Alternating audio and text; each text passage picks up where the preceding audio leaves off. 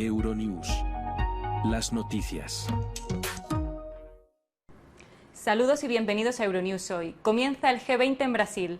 Este foro, que representa el 85% del PIB mundial y 2/3 de la población global, tiene lugar en un contexto de crecientes desafíos en el que el poder global se distribuye cada vez más entre potencias intermedias y emergentes. A la cumbre irá Joe Biden, en la que será su última gran reunión antes de dejar el poder en manos de Donald Trump en Estados Unidos. El G20 se celebra en medio de tensiones bélicas en Ucrania y Medio Oriente y tensiones comerciales entre China y la UE. Comenzamos con el informativo. El presidente de Ucrania rompe su silencio tras recibir luz verde de Washington para usar armas estadounidenses dentro de Rusia. Protestas a favor de Ucrania han tenido lugar en las capitales de toda Europa este fin de semana tras 1000 días de guerra en Ucrania. Los ministros de Asuntos Exteriores europeos se reunieron en Bruselas el lunes, en la que es la última reunión bajo el mandato de 5 años de Josep Borrell. Los líderes mundiales llegan a Brasil para la cumbre del G20 con 3 grandes prioridades. El presidente de Ucrania rompe su silencio tras recibir luz verde de Washington para usar armas estadounidenses dentro de Rusia. Pero a pesar de haberlo pedido repetidamente desde hace meses, la respuesta de Zelensky fue notablemente moderada. Se habla mucho de que hemos recibido permiso para realizar las acciones pertinentes, pero los ataques no se hacen con palabras. Esas cosas no se anuncian. Los misiles hablarán por sí solos. La decisión marca un importante giro en la política estadounidense, ya que el presidente Biden se había mostrado reacio a conceder a Kiev permiso para usar armas estadounidenses para cualquier otra cosa que no fueran fines defensivos. Biden temía una escalada importante que pudiera llevar a Estados Unidos y otros miembros de la OTAN a un conflicto directo con Rusia. Se espera que las armas sean utilizadas en respuesta a la decisión de Corea del Norte de enviar hasta 12.000 tropas a Rusia. El presidente electo Donald Trump ha señalado previamente que podría presionar a Ucrania para que acepte entregar parte del territorio ocupado por Rusia para poner fin al conflicto. Trump también ha criticado repetidamente la cantidad de ayuda militar que Washington ha enviado a Kiev y asegura que puede poner fin a la guerra en un día. Un ataque aéreo ruso dejó al menos 11 personas muertas en Ucrania, incluidos 2 niños, después de que un misil impactase en un edificio residencial de 9 pisos en la ciudad septentrional de Sumy, en lo que ha sido descrito por los funcionarios como el mayor ataque de los últimos meses. Mi mujer ya se había ido a la cama y yo acababa de encender la tele cuando explotó. Todas las ventanas salieron volando. Conseguí cubrirme con una manta antes de que los cristales volasen hacia mí. Todas las ventanas y una puerta doble de un apartamento de 2 habitaciones estaban reventadas. El ataque con drones y misiles se produjo mientras aumentan los temores sobre las intenciones de Moscú de devastar la capacidad de generación de energía de Ucrania antes del invierno. Lo siento, estoy muy emocionado. Una mujer acaba de morir en mis brazos con una herida en la pierna. Ella estaba mostrando signos de vida. Rompieron la puerta, pero no la he salvado. En el apartamento se arrastraba hacia la puerta sangrando. Tardó 1 minuto y estuvimos rompiendo la puerta hasta 5 minutos. En otros lugares, al menos otras 4 personas murieron en ataques nocturnos en Nikolaev y en la región de Odessa. Los ataques tuvieron como objetivo la infraestructura energética y áreas residenciales y se produjeron un día después de que el presidente estadounidense Joe Biden anunciase que Ucrania utilizará misiles de largo alcance para atacar a Rusia. Protestas a favor de Ucrania han tenido lugar en las capitales de toda Europa este fin de semana tras 1000 días de guerra en Ucrania. A la comunidad ucraniana de Italia se unieron italianos para organizar una manifestación a unos cientos de metros de la embajada rusa en Roma. Muchos manifestantes llevaban banderas ucranianas y pedían el fin de la invasión. Debe haber una paz justa. No podemos perdonar todo lo que Putin ha hecho durante todos estos años. No solo desde 2014, sino también antes. En Portugal han tenido lugar protestas similares en la capital Lisboa y en la ciudad de Oporto, donde los manifestantes exigían un alto el fuego inmediato. Mientras tanto, en la capital finlandesa, Helsinki, los ciudadanos rusos también salieron a la calle para protestar contra la invasión rusa de Ucrania. Los manifestantes instaron a los gobiernos europeos a seguir apoyando a Ucrania independientemente de cualquier cambio en la política estadounidense bajo el nuevo presidente Donald Trump. Estoy aquí para mostrar a la sociedad finlandesa y europea que hay muchos rusos que no apoyan a Putin y que no apoyan esta terrible guerra. Y también para mostrar al pueblo de Rusia que no están solos. Pero en la República Checa, unas 200 personas se reunieron en Praga para oponerse al envío de ayuda a Ucrania. Desde la invasión rusa, el gobierno checo ha apoyado firmemente a Kiev, proporcionando al país ayuda humanitaria y militar. Según el Ministerio de Defensa, Praga ha enviado al menos 158 millones de euros a Ucrania.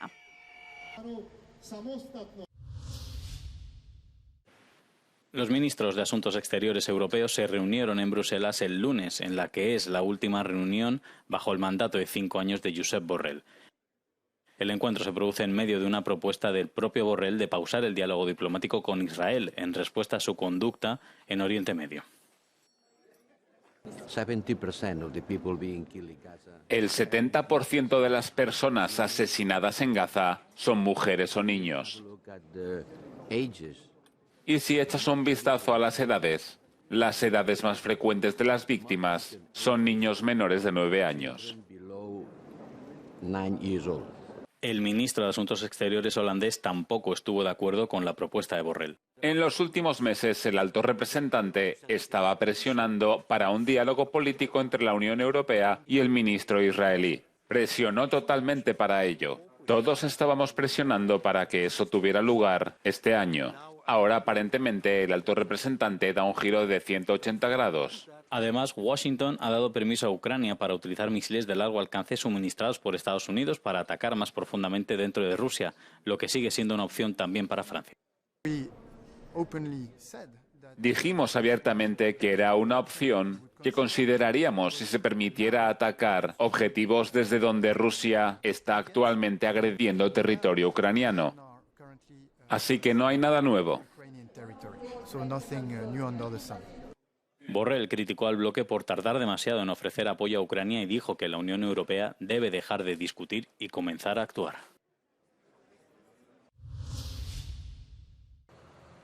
Los agricultores franceses se ponen en pie contra el acuerdo comercial Unión Europea-Mercosur. Está previsto que aumenten las importaciones agrícolas de América del Sur una vez que la Comisión Europea firme el acuerdo antes de fin de año. 200 tractores bloquearon la autopista clave hacia París y alrededor de 15 bloquearon durante la noche la carretera principal. En otros lugares, los agricultores arrojaron tierra al suelo y colocaron cruces sobre ellos, simbolizando la muerte de la agricultura francesa. Con el trabajo que hacemos es muy complicado. Hoy en día es difícil salir adelante. Hoy estamos casi en un ataúd. Es difícil hacernos oír y no recibimos suficiente apoyo. Los agricultores franceses ya han protestado contra el acuerdo en el pasado y aseguran que pondrá en riesgo su sustento, ya que el acuerdo eliminaría gradualmente barreras comerciales, aranceles aduaneros y regulaciones previas. El presidente francés Emmanuel Macron ha criticado el acuerdo insistiendo en que los productores sudamericanos de Argentina, Bolivia, Brasil, Paraguay y Uruguay deben cumplir con los estándares de la Unión Europea. Pero tan solo el criterio de Francia no sería definitorio, ya que no tiene poder de veto. Miles de manifestantes se han reunido en Bratislava para protestar por las políticas del primer ministro populista Robert Fico. La concentración coincidió con el 35 aniversario del inicio de la Revolución de Terciopelo, que puso fin al régimen comunista en la antigua Checoslovaquia. La protesta unió también a los partidos de la oposición que afirman que Fico es una amenaza para la democracia. Para proteger la libertad y la democracia tenemos que recordarnos a nosotros mismos y por eso me alegro mucho de que hoy la gente haya venido a recordar estos valores aquí. Libertad, democracia, pero también cosas como la libertad de los medios de comunicación o la independencia del poder judicial. Esto no se da por hecho, es algo que hay que utilizar una y otra vez. Fico llegó al poder el año pasado y su gobierno ha impulsado un plan para revisar la radiotelevisión pública, una medida que, según los críticos, daría al gobierno el control total de la televisión y la radio pública. Sus opositores temen que esté llevando a Eslovaquia por una senda más autocrática. Fico puso fin a la ayuda militar de su país a Ucrania, se opone a las sanciones de la Unión Europea a Rusia y dice que bloqueará el intento de Ucrania de entrar en la OTAN. La revolución del terciopelo tuvo lugar del 17 al 28 de noviembre de 1989 y fue uno de los varios movimientos anticomunistas que se produjeron en Europa del Este a finales de los 80. Las manifestaciones y huelgas contra el gobierno unipartidista del Partido Comunista de Checoslovaquia incluyeron a personas de todo el espectro civil. El resultado fue el fin de 41 años de régimen de partido único en el país, el desmantelamiento de la economía de planificación centralizada y la transición a una democracia parlamentaria.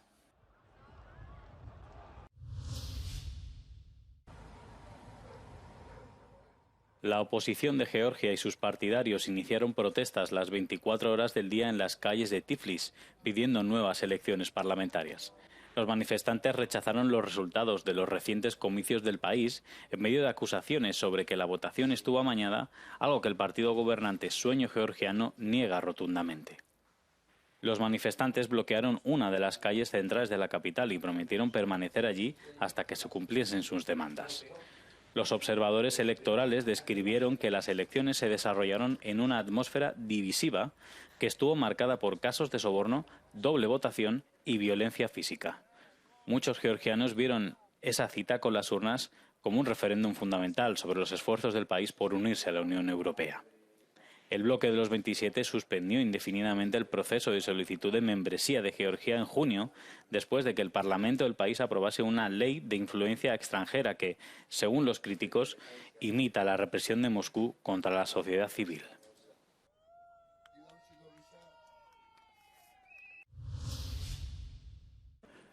El partido de fútbol Israel-Bélgica de la Liga de Naciones disputado en Budapest ha finalizado sin incidentes. El encuentro contó con una mayor presencia policial tras la violencia que estalló en un partido en Ámsterdam de la UEFA hace 10 días, una violencia que los dirigentes israelíes y de la Unión Europea condenaron por antisemitas. La policía húngara no dijo cuántos agentes adicionales se habían desplegado para garantizar la seguridad. Los aficionados israelíes que asistieron al partido dijeron a Euronews que lo ocurrido en Holanda no debería repetirse en Hungría. Sinceramente no lo creo. Me cuesta creer que algo así pueda suceder. La ciudad es muy segura. Creo que es la más segura para los judíos en Europa. Creo que es diferente. Creo que todo está más preparado y lo que pasó en Ámsterdam... Ni siquiera hay palabras al respecto. No tengo palabras.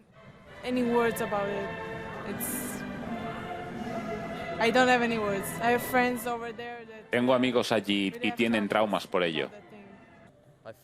Siento mucha seguridad aquí en esta zona. Hay muchos israelíes y nos sentimos seguros.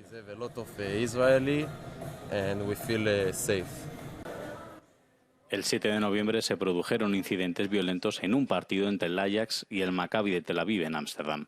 Un vídeo que circuló por internet mostraba una gran multitud de hinchas israelíes coreando insultos antiárabes de camino al estadio. Tras el partido, muchos jóvenes en patinete fueron en busca de los hinchas israelíes, propinándoles puñetazos y patadas y atropellándoles con patinetes para luego darse la fuga. 5 personas fueron hospitalizadas y la policía detuvo al menos a 60 individuos. Los asistentes tuvieron que someterse a mayores controles de seguridad por lo ocurrido en Ámsterdam. A pesar de ello, no hubo incidentes. A este partido de la selección israelí celebrado aquí en Budapest han acudido un menor número de aficionados israelíes.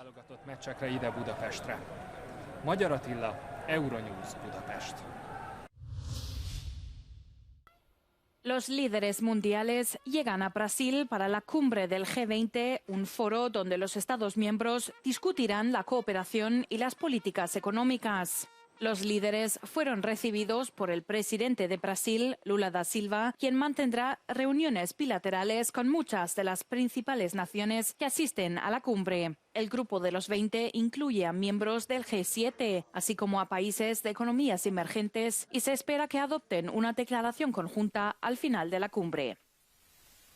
Los líderes del G20 deben liderar. Y los países del G20 tienen una enorme influencia económica y diplomática. Deben utilizarla para abordar los principales problemas mundiales.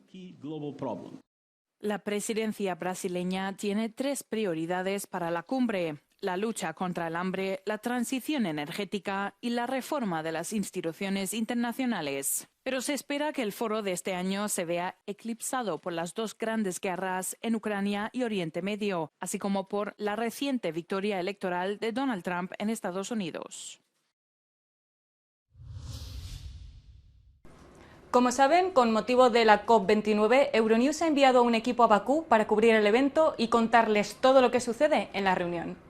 Una vez concluida la primera semana y con la llegada de los ministros este lunes, la COP29 de Bakú entra en su fase final. Bautizada como la COP de la financiación, su objetivo es acordar un nuevo régimen de financiación climática, ya que el actual expira el año que viene. El objetivo anterior de $100.000 millones anuales hasta 2025 solo se alcanzó hace 2 años. Ahora el nuevo objetivo colectivo cuantificado aspira a billones, según la Organización de Comercio y Desarrollo de la ONU.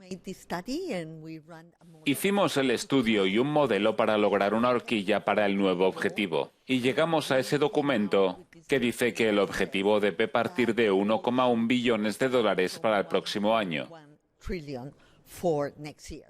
Y esto es más o menos en el mismo rango que ha sido propuesto por otros estudios.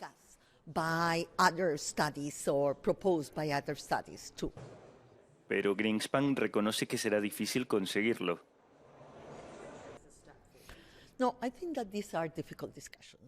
Creo que estas son discusiones difíciles. No tratemos de eclipsar las dificultades a las que nos enfrentamos. Y obviamente no se trata solo de la suma, sino que también se trata de las responsabilidades en torno a esa suma, que vendrá de dónde y para qué. Y mientras los gobiernos negocian el nuevo acuerdo, el sector privado desempeñará un papel clave en su aplicación. Los bancos multilaterales de desarrollo, como el Banco Europeo de Reconstrucción y Desarrollo, ocupan una posición central entre los países y las empresas. Su presidenta declaró a Euronews que además de acordar el nuevo objetivo de financiación, es igualmente importante que los países adopten políticas ambiciosas en la COP29.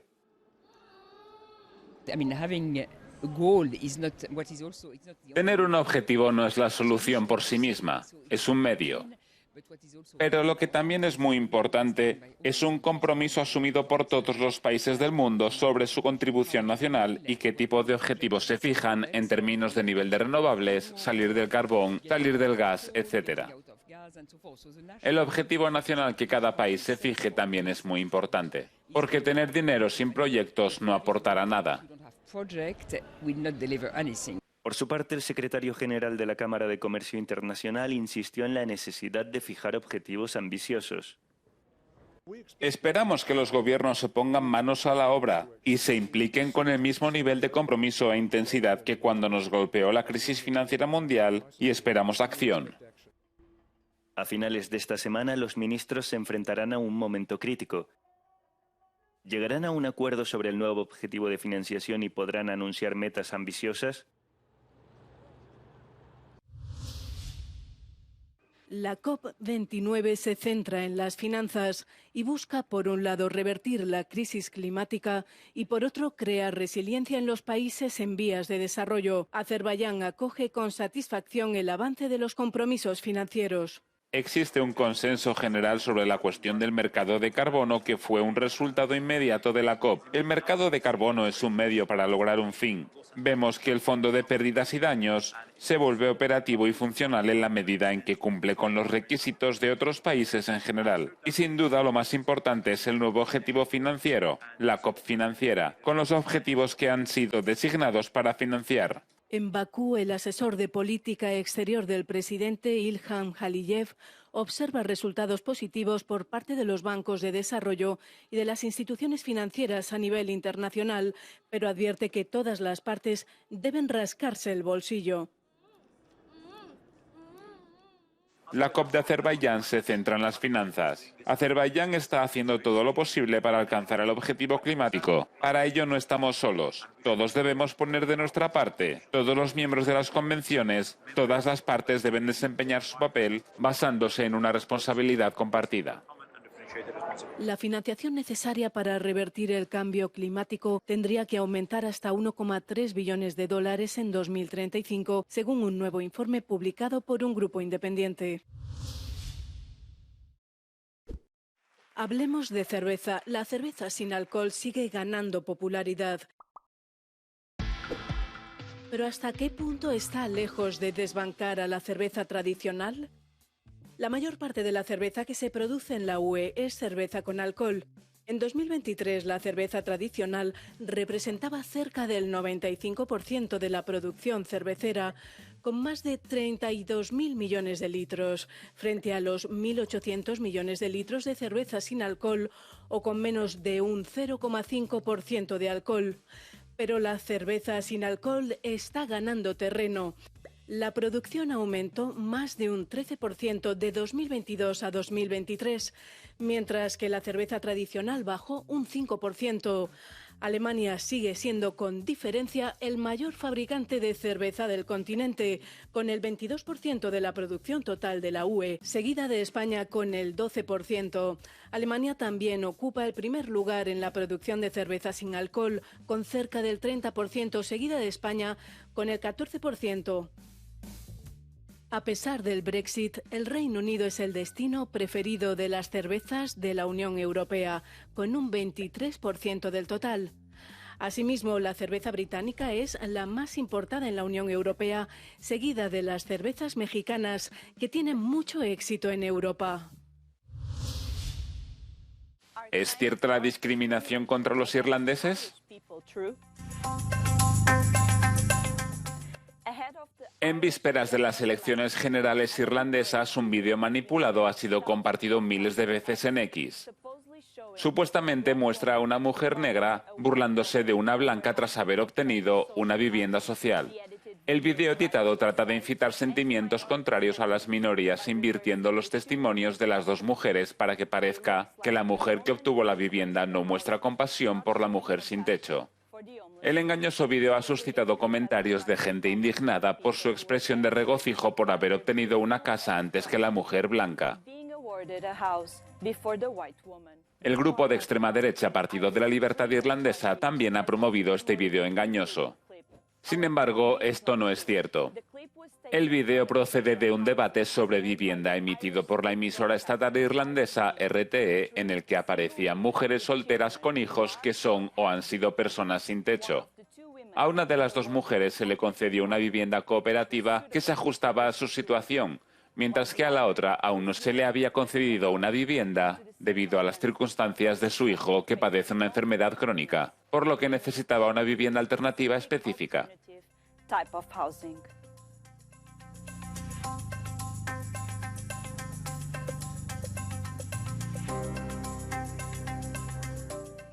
Frente a la crisis de la vivienda, el cooperativismo puede considerarse una forma de hacer frente a estas necesidades ante la falta de viviendas sociales y asequibles. Sin embargo, las cifras oficiales muestran que en 2023 el gobierno construyó más de 8.000 unidades de vivienda social, lo que supone 990 unidades del objetivo de la política de vivienda del gobierno de Irlanda.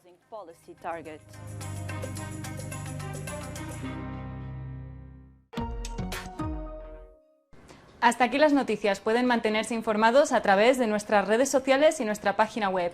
No olviden seguirnos en el canal de YouTube para no perderse ningún Euronews hoy. Les recomendamos además que se descarguen nuestra app para estar al día de todo lo que ocurre tanto en Europa como en el resto del mundo. Les dejamos ahora con el vídeo No Comment del día. Damos el pistoletazo de salida con los vídeos navideños. Que lo disfruten. Buen día y buena suerte.